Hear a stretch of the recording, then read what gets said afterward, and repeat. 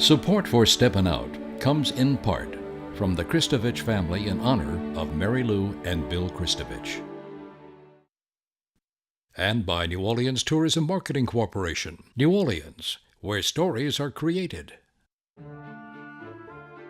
This program is sponsored in part by the Eugenie and Joseph Jones Family Foundation, a local foundation proud to support the arts and culture in the greater New Orleans area.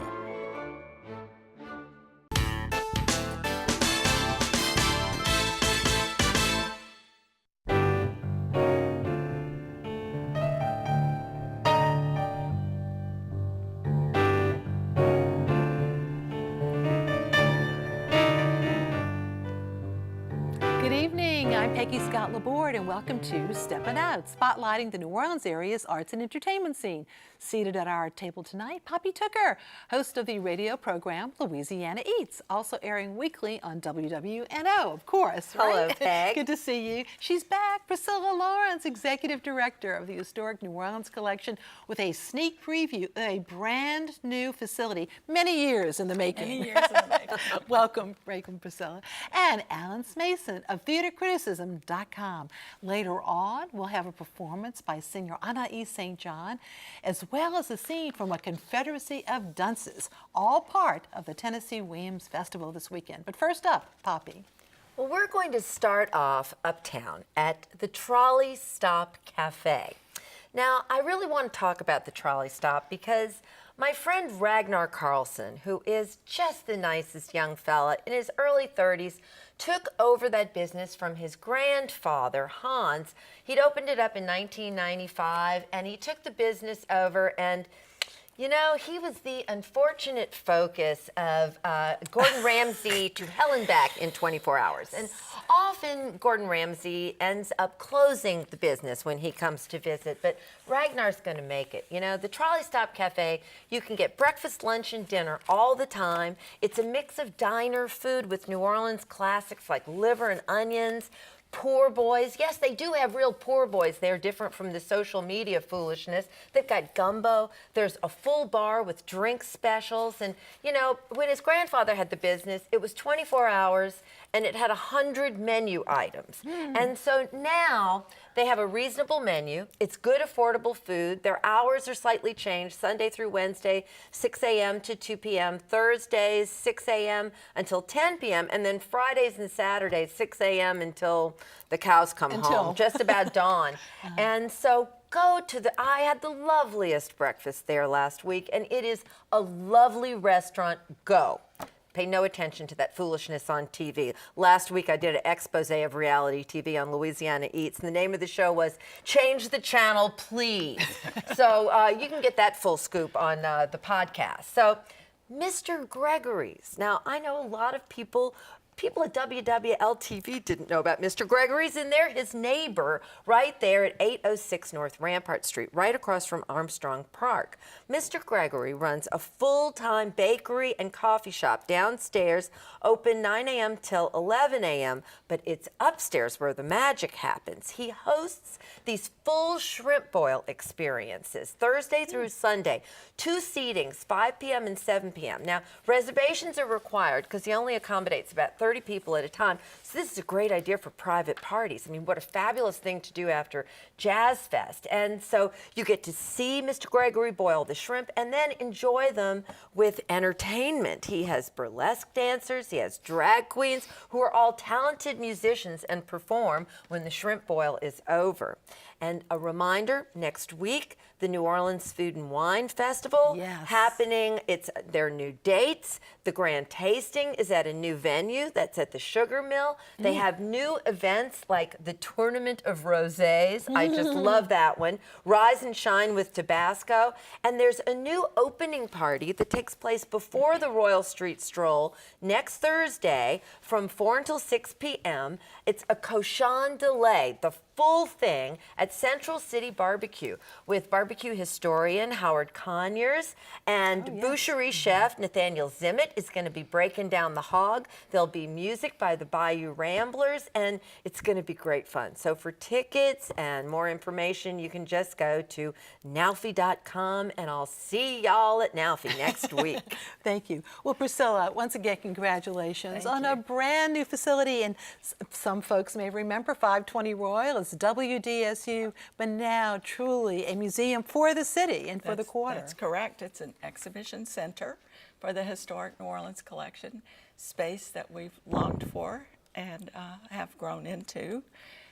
So we're very excited to open it on April 6th to the public, and there's going to be a block party on the 7th, so come out, music in the street. As we visit, we're talking about, look at the facade, and I know so much of this has been historically restored and done the right way. Yeah, it's and of really course, that's part of the courtyard, the historic Brulatour courtyard. What are you calling the facility? Is there a specific name yet?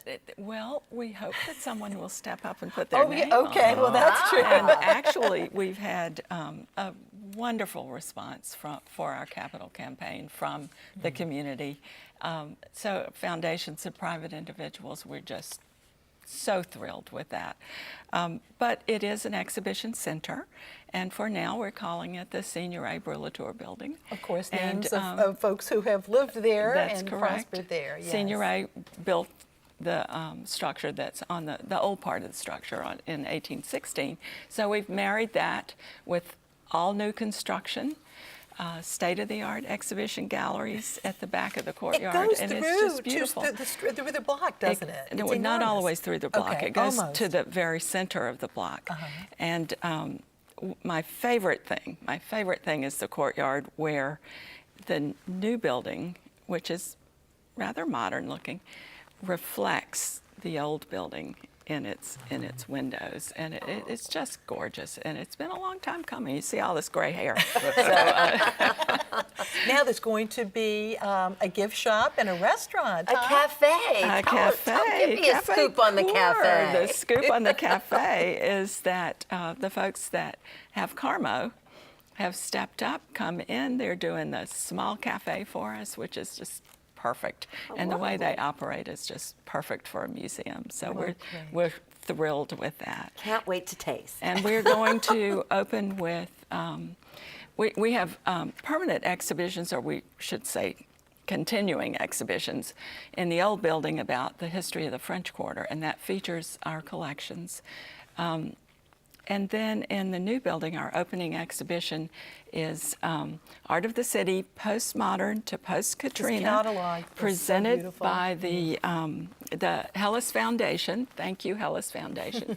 And look how pretty that is. If you visit, when you visit, you'll receive a catalog free. It's a beautiful publication, and features some of the art that's in the exhibition, but we have 16,000 new square feet for changing exhibitions, and the whole facility is nearly 36,000 square feet.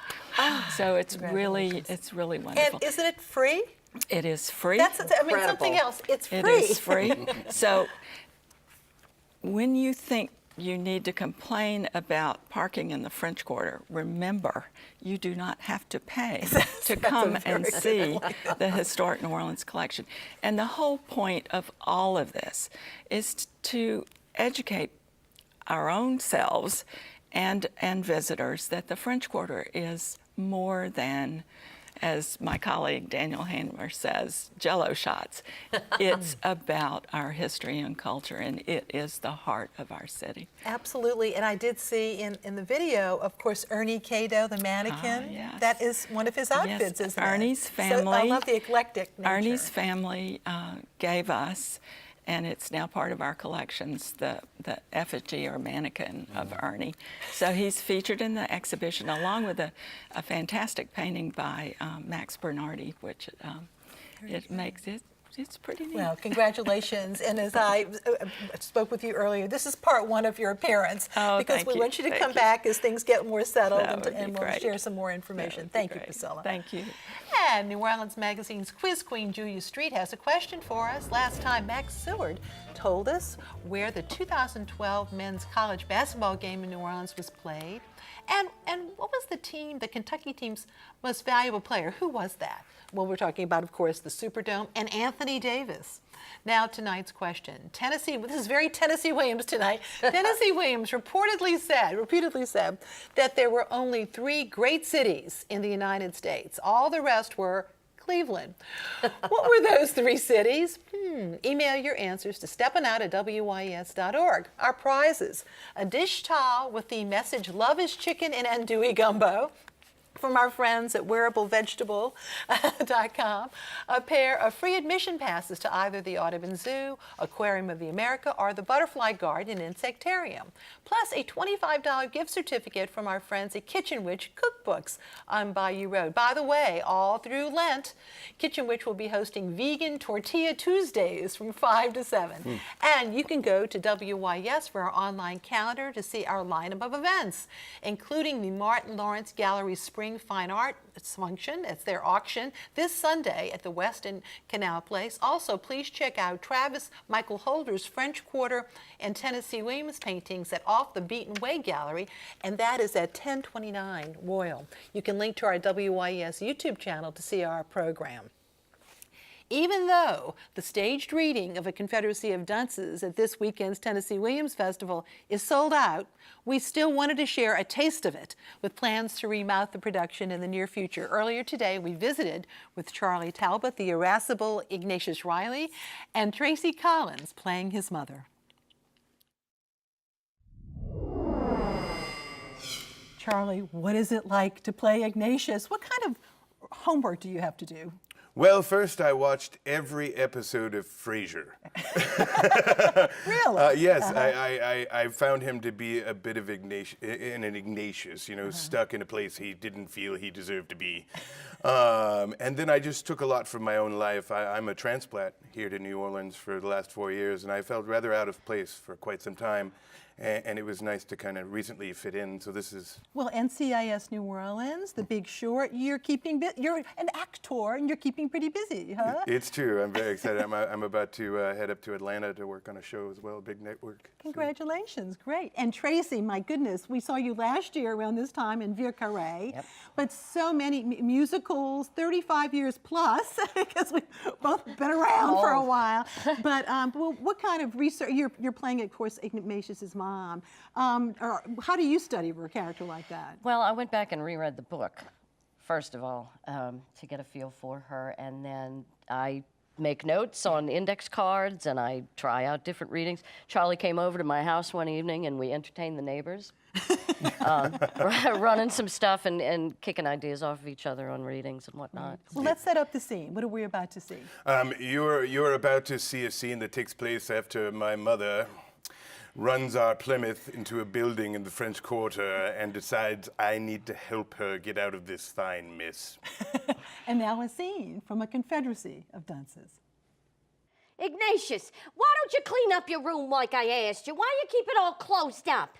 My being is not without its Proustian elements. Oh, it smells terrible in here. Well, what do you expect? The human body, when confined, produces certain odors which we tend to forget in this day and age of deodorants and other perversions.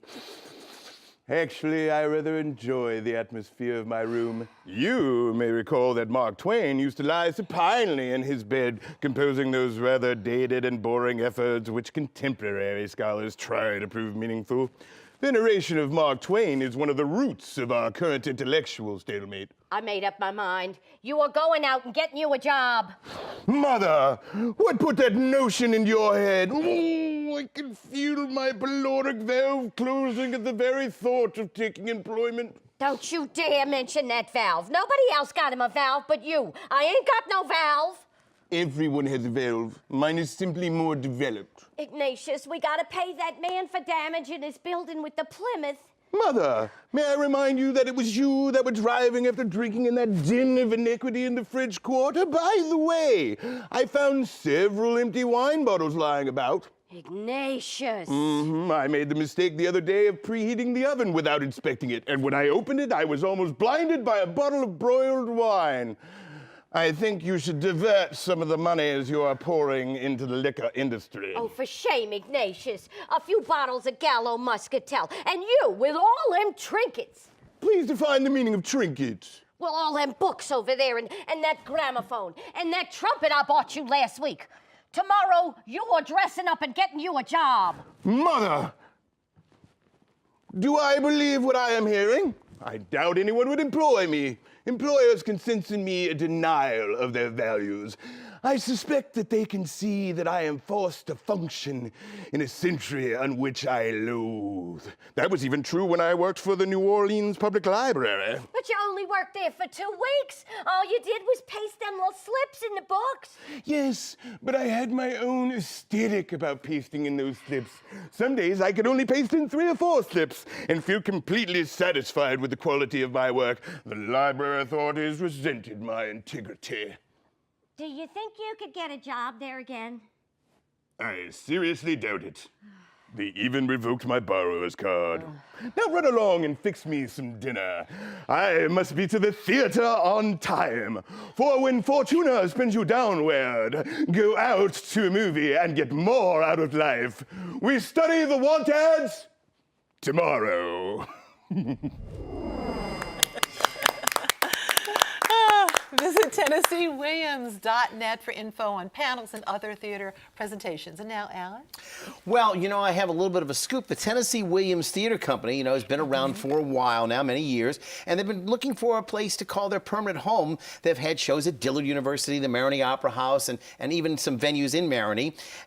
They began their small beginnings at a small church on St. Charles Avenue, you may recall, just a stone's throw from Loyola University. Well, I can now announce that they've returned back to their original neighborhood, and they're going to be calling the Loyola University Lower Depth Theater, which is only 2 blocks from where they first started, their new home. They've chose Suddenly Last Summer as the first of the works that they're going to be presenting there. Elizabeth McCoy plays Catherine Holly. She's a young woman who's being investigated as a possible candidate for, of all things, a lobotomy, following the death of her cousin Sebastian the previous summer. Gwendolyn Foxworth, the wonderful actress, plays Violet Venable. She's the matriarch of this family who accuses her niece of hiding the truth, and she wants to find out exactly all of the responsibility for Sebastian's death and also find out more about it. She holds all of the family's finances tightly in her grip as she gives everyone basically an emotional way as far as what she's going to do, who she's going to control, etc. McCoy is really outstanding as Catherine, though. I want to say she was seen last summer, you may recall, in A Streetcar Named Desire. She played Stella. She possesses really a charming presence on stage, and she plays this beleaguered patient so well up against this wonderful performance by Gwendolyn Foxworth. Matthew Rates is Dr. Sugar, a psychosurgeon who's investigating whether or not she's telling the truth and using truth sermon in the process. Other noted supporting actors are Catherine's mother, Lynn Gaithright, and Ann Dalrymple's sister Felicity. They are all taking care of Catherine. Again, this is a wonderful Tennessee Williams play, and this particular version is among the best I've seen. Foxworth as the conniving Violet, and of course, all of the different scenes that they play with one another is just wonderful.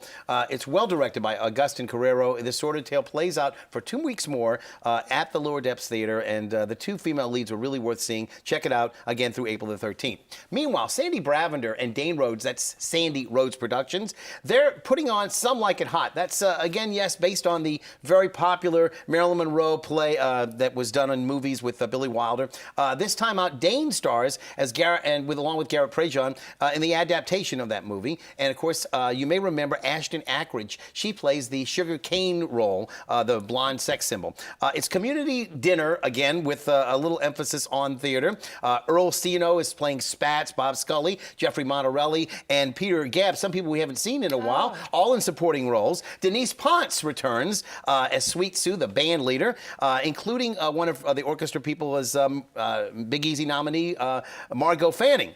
And there are some other productions that are on the boards that are probably a little more worthy, but this is really, truly a fun experience if you want to go out and have a good time and enjoy a meal. It's only $13 more for Some Like It Hot to enjoy the meal. $40 for the show by itself.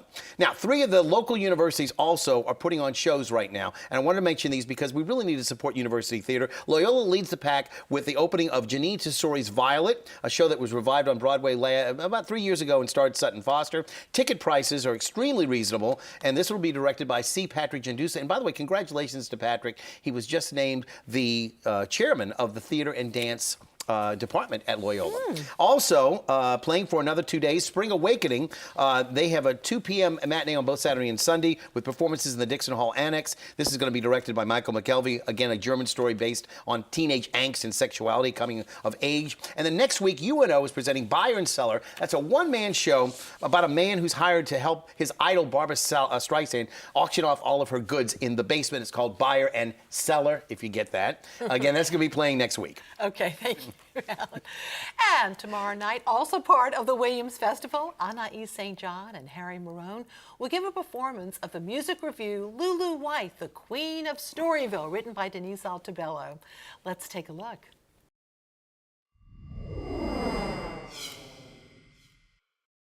Anais, when we think of Lulu White, we think, of course, of the 20s and Storyville.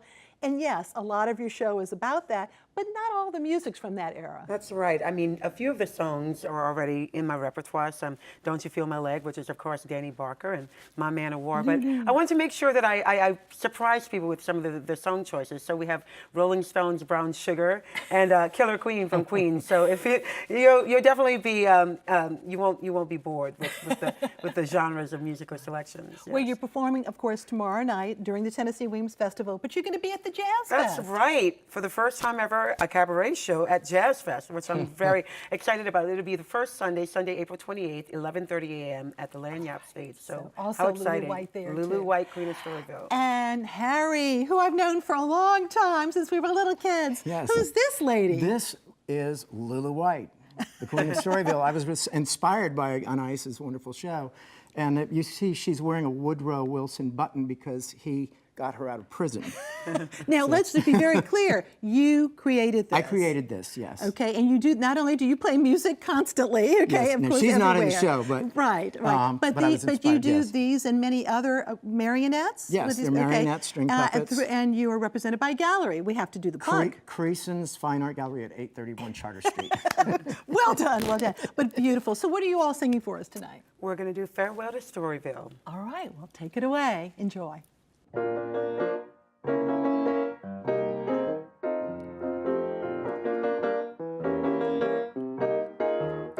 Oh, you old-time queens from New Orleans who lived in Storyville. You sang the blues, tried to muse. That's how you pay your bills. The law stepped in, called it sin to have a little fun. The police cop has made us stop. Now Storyville is done. Pick out your steamboat, pick out yourself a train, a slow train. Pick out your steamboat, pick out yourself a train, a slow train. They made you close up, they'll never let you back, won't let you back. They made you close up, now you must walk the track. Harry Mayronne.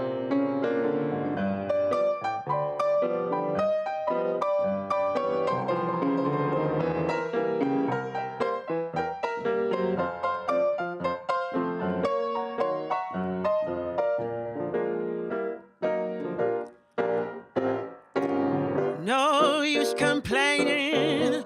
Blue skies will follow rain, the cold rain. No use complaining. Blue skies will follow rain, the cold rain. Just say farewell now and grab you one last thrill, one last thrill. Just say farewell now, farewell to Storyville.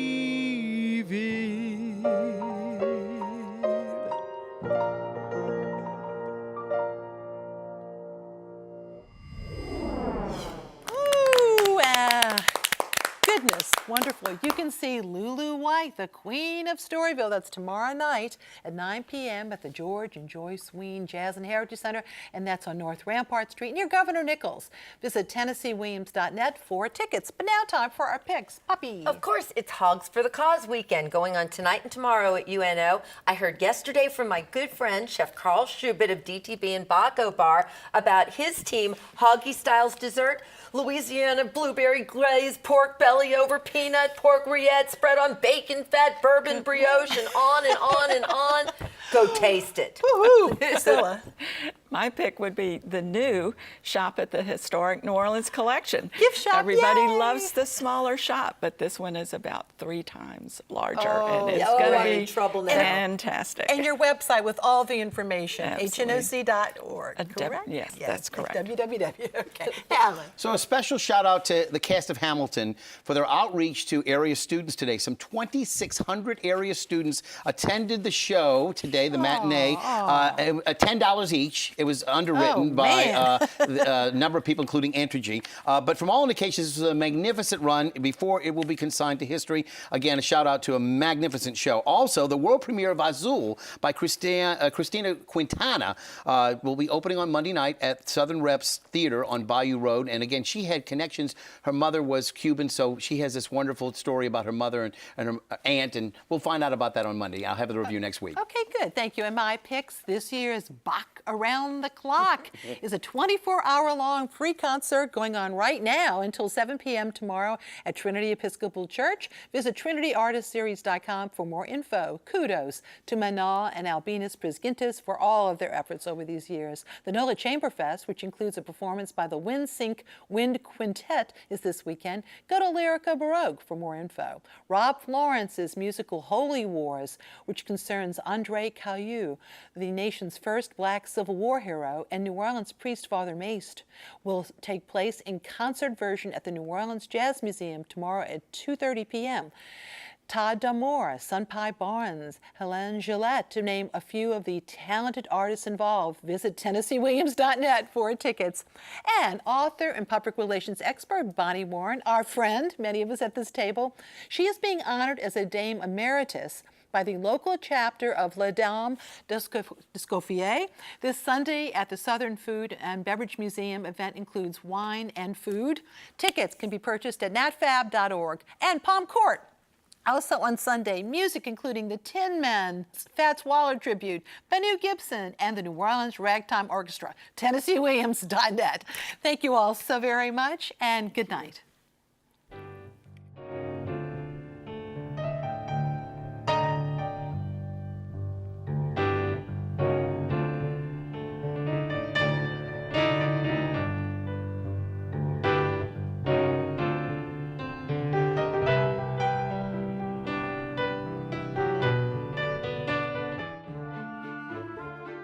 This program is sponsored in part by the Eugenie and Joseph Jones Family Foundation, a local foundation proud to support the arts and culture in the greater New Orleans area.